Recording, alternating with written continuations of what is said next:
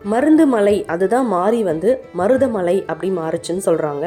தீராத வினையை தீர்க்கும் மருதமலை. இந்த மருதமலை பார்த்திங்கன்னா முருகனோட 7வது படை வீடு அப்படின்னு சொல்கிறாங்க. இந்த மருதமலைக்கு நம்ம April 14, 2023 அதாவது தமிழ் வருஷப்பிறப்பு சித்திரை 1 அன்னைக்கு நாங்கள் போனோம். இந்த மருதமலையோட சிறப்புகள் என்ன, இந்த மருதமலையோட ஹிஸ்ட்ரி, இந்த மருதமலைக்கு நான் எப்படி போனேன், இதனால் வந்து எனக்கு மருதமலைக்கு போகணும்னு தோணுச்சு அப்படின்ற விளக்கங்கள் எல்லாமே இந்த வீடியோவில் நம்ம பார்க்க போகிறோம். வாங்க வீடியோக்குள்ளே போகலாம். ஹாய் வியூவர்ஸ், எல்லாருக்கும் வணக்கம். வெல்கம் டு திவ்யாவின் கிச்சன். மருதமலை பார்த்திங்கன்னா தமிழ்நாட்டில் கோயம்புத்தூர் டிஸ்ட்ரிக்டில் சோமயம்பாளையம் அப்படின்ற ஊராட்சியில் இருக்கிற ஒரு மலை தான் மருதமலை. 15 கிலோமீட்டர் கோயம்புத்தூர்லேருந்து இந்த மலை வந்து இந்த கோவில் வந்து இருக்குது. அதாவது மேற்கு தொடர்ச்சி மலையில் தான் அமைஞ்சிருக்கு. முருகரோட 7வது படை வீடு. ஏறக்குறைய 1200 ஆண்டுகள் வந்து பழமையான கோவில் இது. இந்த மலையில் பார்த்திங்கன்னா நிறைய மூலிகை செடிகள் இருக்குது. மருத்துவ குணம் வாய்ந்ததாக இருக்குது அப்படி சொல்கிறாங்க. அதான் அந்த மருந்து மலைன்றது மருவி நமக்கு வந்து மருதமலையாக ஆச்சு. இந்த மலைக்கு நீங்கள் போயிட்டு வந்தாலே, அதாவது இந்த கோயிலுக்கு நீங்கள் போயிட்டு வந்தாலே உடல் மனம் எல்லாமே அவ்வளோ புத்துணர்ச்சியாக இருக்கும். இது வந்து நான் பர்சனலாக வந்து ஃபீல் பண்ண ஒரு விஷயம். கோவிலோட டைமிங் பார்த்திங்கன்னா காலையில் 5:30 மத்தியானம் 1 மணி, மத்தியானம் 2 மணிலேருந்து நைட் 8:30 வரைக்கும் இருக்குது. இந்த கோவிலுக்கு நீங்கள் போகணுன்னா கோயம்புத்தூர் பஸ் ஸ்டாண்டில் இருந்து உங்களுக்கு பஸ் இருக்குது. ஒரு 1 hour ஆகும். நீங்கள் வந்து டேரெக்டாக கோவிலுக்கே வந்து நீங்கள் மேலேயும் ஏறி வந்துடலாம். பஸ் ஃபெசிலிட்டி இருக்குது. நீங்கள் 2 வீலர் 4 வீலரில் போகலாம். ஸ்டெப்ஸ் வழியாக போகணுன்னு நினைக்கிறவங்க ஸ்டெப்ஸ் ஏறியுமே போகலாம். இந்த ஸ்டெப்ஸ் ஏறும்போது நடுவில் உங்களுக்கு ரெஸ்ட் எடுக்கிறதுக்கு நிறைய மண்டபம் கட்டியிருப்பாங்க. இந்த கோவிலோட தல விருட்சம் பார்த்திங்கன்னா மருதமலை. மொத்தம் 1050 ஸ்டெப்ஸ் இருக்குது. கோவில் வந்து ரொம்பவே அழகாக இருக்கும். ஏன்னா நீங்கள் வெளியில் கீழே இருந்து பார்க்கும்போது அந்த மலையில் நடுவில் உங்களுக்கு கோவில் இருக்க மாதிரி அப்படி ஒரு சூப்பரான ஒரு வியூ இருக்கும். இந்த கோவிலுக்கு பார்த்திங்கன்னா சித்தர்கள் முனிவர்கள் நிறைய பேர் வருவாங்க. எதுக்காகனா காயக்கல்ப மூலிகை எடுக்கிறதுக்காக பழங்காலத்திலேருந்தே வந்துட்டு இருந்தாங்க அப்படின்னு சொல்லப்படுது. ஒரு முக்கியமான விஷயம் என்னென்னா, இந்த கோவில் பார்த்திங்கன்னா நம்ம ஸ்டெப்ஸ் ஏறி நடந்து போகும்போது நிறைய மண்டபங்கள் ரெஸ்ட் எடுக்கிறதுக்கு இருக்குன்னு சொன்னோம் இல்லையா. அங்கே பார்த்திங்கன்னா எல்லாமே வந்து இது வந்து சின்னப்ப தேவர் அவரால் கட்டப்பட்டது அப்படின்னு சொல்லிட்டு இந்த வார்த்தையை வந்து நீங்கள் நிறையா இடத்துல நீங்கள் பார்க்கலாம். ஸோ இப்போ வந்து அந்த சின்னப்ப தேவர் வந்து இந்த கோவிலுக்காக அவ்வளோ உதவி இருக்காரு. அவர் ஏன் உதவினார் அப்படின்ட்டு நான் வந்து கேட்கும்போது அவங்க அந்த ஊரில் இருக்கவங்க சொன்ன விஷயங்கள் எனக்கு உண்மையாகவே வந்து ஆச்சரியப்பட வச்சுது. அது என்னன்றது நான் உங்களுக்கு இந்த வீடியோவில் சொல்கிறேன். ஸோ மருதமலை வந்து எனக்கு ஜென்ரலாக முருகர்னால் ரொம்ப பிடிக்கும். என்னோடய சேனல் நீங்கள் ஃபாலோ பண்ணிகிட்ருக்கீங்கன்னா நான் வந்து நிறைய கோவிலுக்கு போனது வீடியோஸ் முருகரை பற்றி நிறையாவே பேசியிருப்பேன். ஸோ வந்து முருகரோட அறுபடை வீடுகளுக்கும் போகணும் அப்படின்ற என்னோடய பிளானில் 4 கோவில் நான் முடிச்சிருக்கேன். இன்னும் திருப்பரங்குன்றமும் பழமுதிர்ச்சோலையும் நான் போனது இல்லை. ஸோ மருதமலை பார்த்திங்கன்னா 7வது படை வீடுன்னு சொல்கிறாங்க. நம்ம வாழ்க்கையில் நமக்கு நடக்கிற ஒரு பயணமுமே, நம்ம சந்திக்கிற ஒரு பயணமே கண்டிப்பாக வந்து காரணம் உடையதாக தான் இருக்கும். ஸோ வந்து நம்ம எதர்ச்சியாக நம்ம எந்த விஷயமே நம்ம லைஃப்பில் நடக்கிறது இல்லை அப்படின்றத நான் வந்து மனப்பூர்வமாக நம்புகிறேன். ஏன்னா எனக்கு வந்து மருதமலை கோயம்புத்தூரில் இருக்குன்னு கூட எனக்கு தெரியாது. மருதமலை நான் கேள்விப்பட்டிருக்கேன், பட் அது கோயம்புத்தூரில் இருக்குன்னு எனக்கு தெரியாது. ஒரு நாள் என்ன ஆச்சுன்னா, நான் காலையில் இந்த பாலிமர் சேனலில் நான் காலையில் 6 o'clock நினைக்கிறேன் கந்த சஷ்டி கவசம் போடுவாங்க. ஜென்ரலாகவே நான் தூங்கி எழுந்தோடனே ஃபஸ்ட்டு வந்து டிவியில் நான் கந்த சஷ்டி கவசம் தான் கேட்பேன்.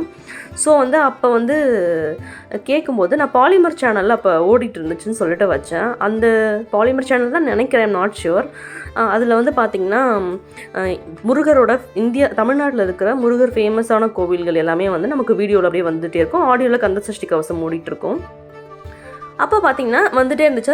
அந்த விஷுவல் எல்லாமே நான் பார்த்துட்டு இருந்தேன். சடனாக பார்த்திங்கன்னா ஒரு கோவில் போட்டிருந்தாங்க. பார்க்கவே ரொம்ப அழகாக இருந்துச்சு. ஒரு மலைக்கு நடுவில் ஒரு அழகாக இருந்துச்சு கோவில். இது என்ன ஊருன்னு சொல்லிட்டு பார்க்கும்போது கீழே வந்து அவங்க லொக்கேஷனுமே போடுவாங்க, மருதமலைன்னு போட்டிருந்தாங்க. காலையிலே எனக்கு ரொம்ப ஆசையாக இருந்துச்சு, நம்ம இந்த கோவில் இது வரைக்கும் போனதே இல்லையே, இவ்வளோ அழகாக இருக்கே அந்த கோவில் அப்படின்னு சொல்லிட்டு நான் அன்னைக்கு முடிவெடுத்தேன், நம்ம மருதமலை கண்டிப்பாக போயிட்டு வரணுன்ட்டு. இந்த சம்பவம் நடந்தது வந்து ஐ திங்க் 2021. அப்பையிலேருந்தே எனக்கு மருதமலை போகணும் அப்படின்னு சொல்லிட்டு என் ஹஸ்பண்ட் கிட்டே சொல்லிகிட்டே இருப்பேன். பட் எங்களுக்கு வந்து நிறைய டைம் நான் அதை பிளான் பண்ணுவேன், கிட்டே போய் எனக்கு வந்து ஸ்டாப் ஆகிடும். பட் அது நடக்கவே இல்லை. சரி, அதுவாக எப்போ நடக்குமோ அப்போ நடக்கட்டும் அப்படின்னு சொல்லிட்டு நான் விட்டுட்டேன். அதுக்கப்புறமா என் ஹஸ்பண்ட் தான் சொன்னார், நம்ம வந்து சித்திரை 1க்கு வந்து மருதமலை கோவிலுக்கு போகலாம் அப்படின்னு சொல்லிட்டு. எனக்கு உண்மையாகவே ரொம்ப ஹாப்பியாக இருந்துச்சு. கோவிலுக்கு வந்து நம்ம போகணும், நம்ம எந்த கோவிலுக்கு எப்போ வேணாலும் போகணும்னு நம்ம நினைப்போம். பட் நமக்கு அந்த பிரார்த்தம் எப்போ இருக்கோ அப்போ தான் நம்ம அந்த கோவிலுக்கு போக முடியும்னு சொல்லுவாங்க. இது வந்து நிறைய பேர் அப்படிலாம் ஒன்றும் கிடையாது அப்படின்னு நினைக்கிறவங்களும் இருப்பீங்க. நானும் அப்படி தான் ஸ்டார்டிங்கில் நினச்சேன். பட் எனக்கு வந்து அது எக்ஸ்பீரியன்ஸில் என்ன தோணுதுன்னா, கண்டிப்பாக அது தேவை, அது இருந்தால் தான் நம்ம போக முடியும். கடவுள் நினைக்கும் போது நம்ம அந்த கோவிலுக்கு போக முடியும்னு தோணுச்சு. ஸோ முருகர் நினச்சாரு, நான் வந்து மருதமலை போனேன். நான் ஸ்டெப்ஸ் வழியாக ஏறி தான் போனேன். மோஸ்ட்லி நான் ஒரு கோவிலுக்கு போகிறேன்னா, கோவிலில் ஸ்டெப்ஸ் இருக்குன்னா கண்டிப்பாக ஸ்டெப்ஸ் யூஸ் பண்ணி தான் நான் போவேன். திருப்பதி போனாலும் அப்படி தான், திருப்பதிக்கும் அப்படி தான் நான் போனேன், திருத்தணிக்கும் அப்படி தான் போனேன், பழனிக்கும் அப்படி தான் போனேன். ஸோ இதுலேயுமே வந்து அப்படி தான் போகணுன்னு நாங்கள் பிளான் பண்ணி போனோம். ஸோ அதே மாதிரி ஸ்டெப்ஸ் வந்து ஒரு 1000 ஸ்டெப்ஸ் கிட்ட இருந்துச்சு, சரியான வெயில். ஸோ அப்படியே நாங்கள் ஏறி போயிட்டோம். பட் அது வந்து நமக்கு கஷ்டமாக தெரியாது, நம்ம வந்து கடவுளை நினச்சிட்டு போகும்போது. மேலே பார்த்தீங்கன்னா வியூலாம் ரொம்ப சூப்பராக இருந்துச்சு, கோவிலே ரொம்ப ரம்மியமாக இருந்துச்சுன்னு தான் சொல்லணும். அந்த மேற்கு தொடர்ச்சி மலையில் இந்த மருதமலை கோவில் வந்து அவ்வளோ அழகாக இருந்துச்சு. இந்த கோவிலில் பார்த்தீங்கன்னா நீங்கள் வந்துட்டு போனீங்கன்னா உங்களுக்கு தீராத வினை இல்லை தீராத நோய் ஏதாவது இருக்குன்னா கண்டிப்பாக வந்து முருகர் வந்து அதை தீர்த்து வைப்பார் அப்படின்னு சொன்னாங்க. பட் எனக்கு இந்த கோவிலுக்கு வர்றதுக்கு முன்னாடி இந்த ஹிஸ்ட்ரிலாம் எனக்கு தெரியாது. அங்கே போய் நான் கலெக்ட் பண்ண விஷயந்தான் இது எல்லாமே. நான் ஜென்ரலாக மருதமலைக்கு போகணும் அப்படின்ற ஒரு ஆசையில் தான் நான் போனேன்.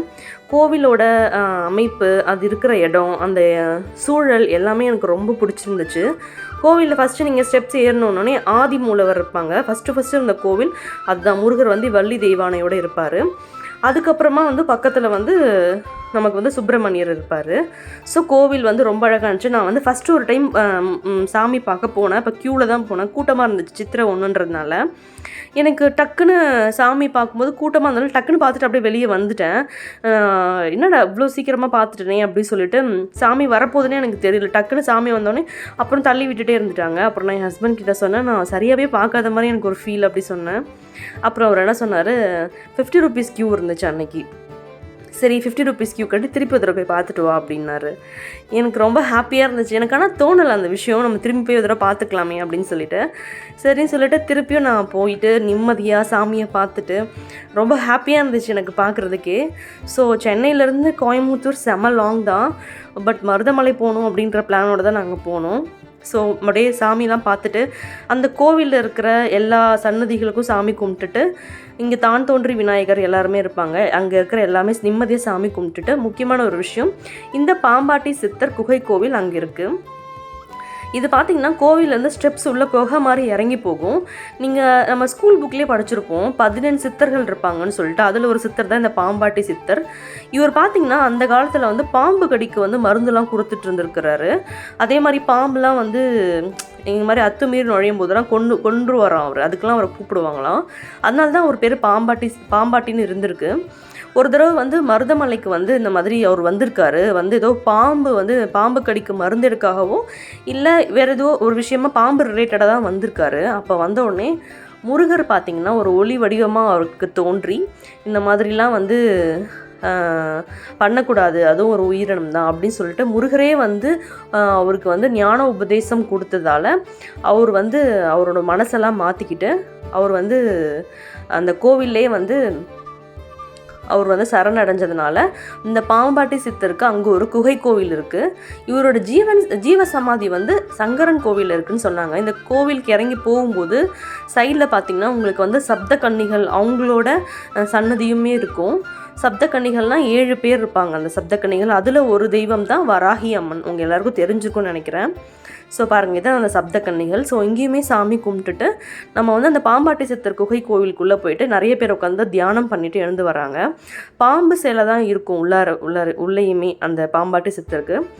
ஸோ வந்து பார்க்கவே ரொம்ப அழகாக காமாக இருந்துச்சு. நான் சின்னப்ப தேவர் பற்றி சொல்கிறேன்னு சொல்லியிருந்தேன் இல்லையா, அது என்னென்னா அவர் வந்து முருகரோட தீவிர பக்தர். அவர் வந்து அவரோட வயசில் ஒரு 6 ரூபாய் அவருக்கு வந்து கடன் இருந்துச்சான். அந்த கடனை தீர்க்கறதுக்காக அவர் என்னென்னமோ ட்ரை பண்ணியிருக்காரு, முடியவே இல்லை. ரொம்ப கஷ்டப்பட்டு மனசொடைஞ்சு இந்த மருதமலைக்கு அவர் வந்திருக்காரு. முருகர்கிட்ட போயிட்டு எனக்கு ஏதாவது உதவி பண்ணு, நீ எவ்வளோ சீக்கிரமாக பண்ணுறியோ அவ்வளோ வந்து நல்லது, நான் ரொம்ப கஷ்டப்படுறேன் அப்படின்னு புலம்பி ஃபீல் பண்ணிவிட்டு ஸ்டெப்ஸ் வழியாக இறங்கி வரும்போது ஒரு சிகரெட் டப்பா இருந்திருக்கு. அதை எட்டி உதச்சிட்டே வந்துகிட்டே இருந்திருக்காரு. ஒரு கொஞ்சம் தூரம் போனோடனே அது ஒரு செவுத்தில் பட்டு அது ஓப்பன் ஆகிருக்கு. உள்ளே 2 சிகரெட்டும் 10 ரூபா நோட்டும் இருந்திருக்கு.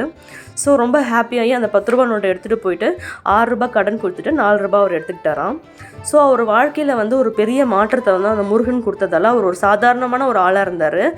பட் வந்து அவர் வந்து ஒரு மிகப்பெரிய ப்ரொடியூசர், நிறைய கோடி ரூபாய் போட்டு படம்லாம் எடுத்திருக்காரு. அந்த காலத்தில் எடுத்த நிறைய முருகர் படத்துக்கு ப்ரொடியூசரே அவர் தானா.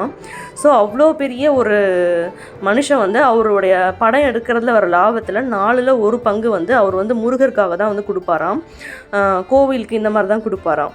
ஸோ அவருக்கு வந்து முருகர் வந்து அவர் வாழ்க்கையே வந்து கம்ப்ளீட்டாக அவரை வந்து அந்த கடைசி காலத்தில் முருகரை மட்டும்தான் நம்பினார், வேறு யாரையுமே கிடையாது. ஸோ முருகரும் அவர் நம்பினதுக்கு ஏற்ற மாதிரி அவருக்கு வாழ்க்கையில் வந்து ஒரு மிகப்பெரிய மாற்றம் கொண்டு வந்ததால் அவர் வந்து ஒரு தீவிர முருக பக்தராக இருந்தார் அப்படி சொல்லிட்டு அங்கே இருந்தவங்க இந்த ஹிஸ்ட்ரியை சொன்னாங்க.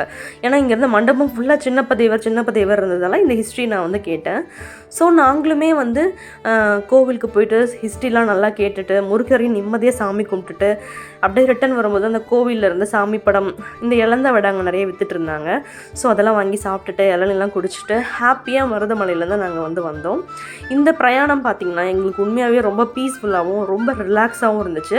கண்டிப்பாக வந்து நீங்களும் ஒன்ஸ் தோணும்போது மருதமலைக்கு போயிட்டு வாங்க. இந்த வீடியோ உங்களுக்கு பிடிச்சிருக்கும்னு நினைக்கிறேன். வீடியோவை சப்ஸ்கிரைப் பண்ணாமல் பார்க்குற வியூவர்ஸ் மறக்காமல் சப்ஸ்கிரைப் பண்ணிக்கோங்க. லைக் பண்ணுங்கள், ஷேர் பண்ணுங்கள், கமெண்ட் பண்ணுங்கள். இது வரைக்கும் சப்ஸ்கிரைப் பண்ணாமல் பார்க்குற வியூவர்ஸாக இருந்தீங்கன்னா மறக்காமல் சப்ஸ்கிரைப் பண்ணிக்கோங்க. தேங்க்ஸ் ஃபார் வாட்சிங்.